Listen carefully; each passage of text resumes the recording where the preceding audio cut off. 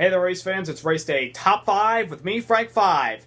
Magical day in the Magic Mile for one team that hadn't won yet this season since last year at Texas until today.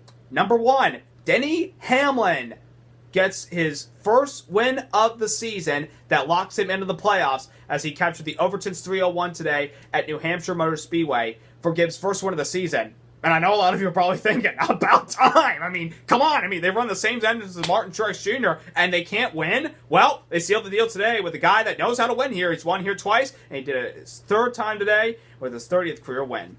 Denny Hamlin had a pretty decent car most today. He was in the top 5, led at times, fell back at times. Then crucial pit stop toward the end, he took 4 tires when his teammate took 2, and Dale Jr. stayed on to take any tires. And went green the rest of the way. He was able to use those 4 tires and able to hold off a fast-charging Kyle Larson, Martin Truex Jr., Matt Kenseth, and Kevin Harvick. It's the top 5.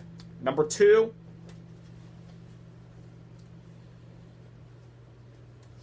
Chase Elliott.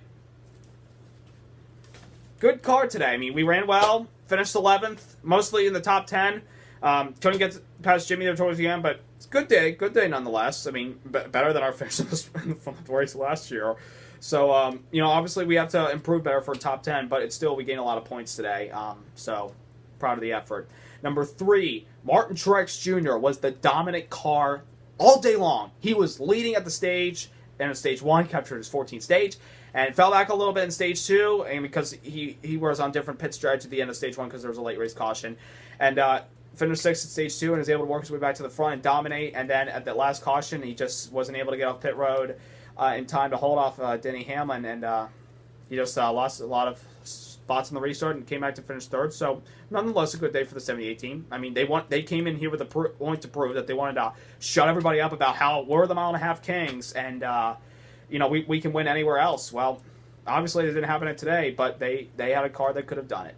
Number 4, Kyle Busch was the second-best car all day long, still looking for his first win of the season. Got caught for speeding on pit road during green flag stops, and at the last pit stop of the day under yellow, he got caught for speeding again and finished 12th. I'm not running on Kyle Busch. He's a great race car driver. Don't get me wrong. He's a great race car driver, and he's had good cars this year, but he can't seal the deal. That's the problem. If you want to win to make the playoffs, especially when you got a pretty good point lead, almost 200-point lead over the cut line right now, you want to win, obviously, because this guy's coming up on the 1-year anniversary of his last win, and that's next week. So, if he doesn't win that race, then there's a serious problem in that 18 camp. And also, quick notice that he won the Xfinity race yesterday, and he said, if I win 11 more races, which would get him to 100 wins in Xfinity Series, then I'm done, and I won't ever race there again. So, we'll see what happens. And number 5, Joey Logano. Oh, my goodness. Who can imagine the chase without Logano this year? He has a win, but it's encumbered. And coming home to his home track today, I felt like he had a car that could have done it, but just didn't have a good handling race car at stage 1 or stage 2. And on top of that, at the beginning of stage 3, the track board broke and he finished 37th. Was able to get back out there, but I don't know. I can't imagine the playoffs this year without Joey Logano.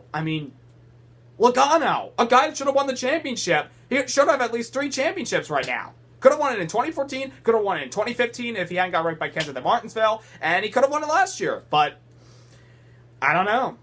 A couple of other things to talk about. We had something put on the track today called PH1, a sticky substance, which allowed drivers to run the bottom and the top group of the track rather than just the middle, which is the preferred lane here. And that worked a lot today. It made some great racing, especially on the restarts. So I'm pretty happy with that. So coming up, it's the Brickyard 400, and this is the last time it's going to be in the month of July because next year it's going to be the last race to make the chase, so that'll be interesting.